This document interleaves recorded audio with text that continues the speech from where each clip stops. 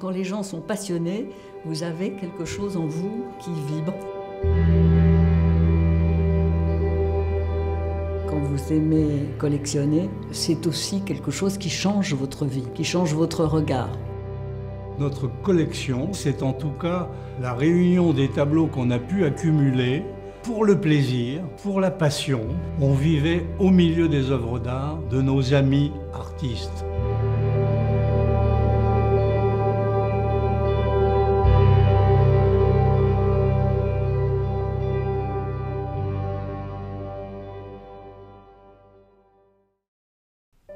L'art, c'est la vie. C'est le titre de notre exposition.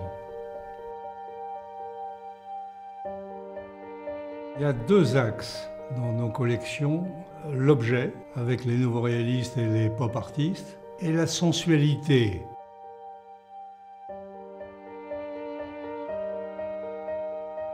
J'ai commencé à travailler dans la publicité et en particulier dans la production de films sur des artistes, ce qui nous a amené, dès notre rencontre avec Marianne, à nous intéresser à l'art et les films d'art, qui étaient une passion. Assez vite, on a compris qu'on pouvait peut-être transformer notre passion en métier.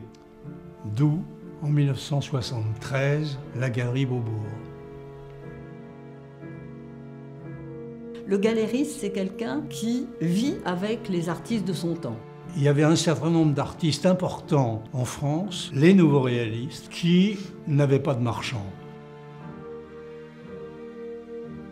César, Armand, Tinguely, Niki de Saint-Phal. Malgré notre jeunesse et malgré la nouveauté de cette galerie, on a eu le toupet, si l'on peut dire, d'aller interroger ces artistes qui étaient déjà connus. Ils exposaient dans des musées, mais on ne les collectionnait pas vraiment.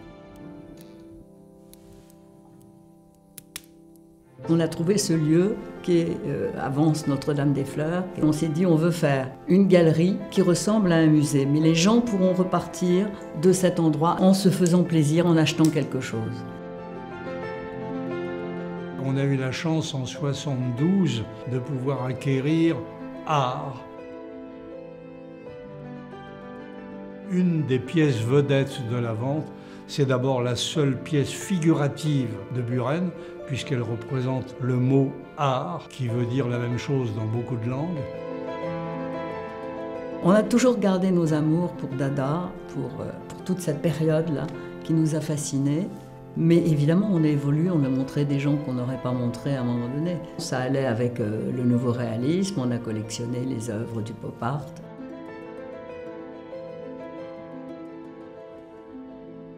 Et on a vécu pendant toute une période, la période des années 80-90, à cheval sur Paris et New York, où on allait très fréquemment rencontrer précisément tous ces artistes américains. Les Warhol, George Segal. Pour nous, ça avait un sens artistique, parce que c'est vraiment des artistes qui avaient la même problématique de l'objet photographié ou peint, ou accumulé, ou compressé, comme l'ont fait les pop artistes et les nouveaux réalistes.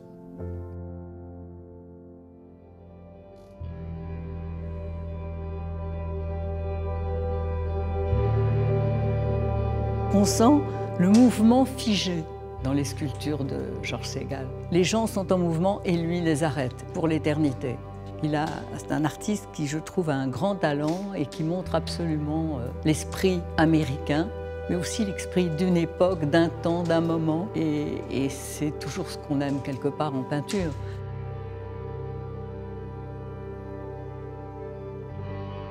Mélibée, qui est une œuvre de Picabia de 1931, c'est probablement le chef-d'œuvre de sa période des transparences. Il y a un an, elle était au MoMA à New York, où on a eu la surprise le lendemain du vernissage de voir qu'elle était reproduite en couleur dans le New York Times en première page. Et c'était l'annonce de l'exposition du MoMA. On était très fiers. C'est beau comme une vierge romane, c'est magnifique. Elle va nous quitter pour la première fois de manière définitive.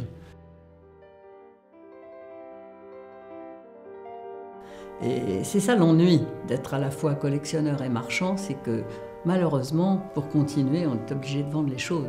Mélibée, qui est pour moi le plus beau tableau de la vente, ça me fait vraiment, ça me bouleverse. Certains marchands sont seulement marchands, ils achètent et ils vendent des tableaux. Nous avons été marchands pour pouvoir continuer à collectionner. Lisez, voyez, écoutez, regardez les critiques, voyez les expositions, allez dans les galeries, frottez-vous à tout ça, et puis c'est pas grave si vous vous trompez. Ce n'est pas parce qu'un artiste n'est pas sorti qu'il est un artiste mauvais. Il faut que le temps arrive et si un artiste est bon, il n'y a pas de raison.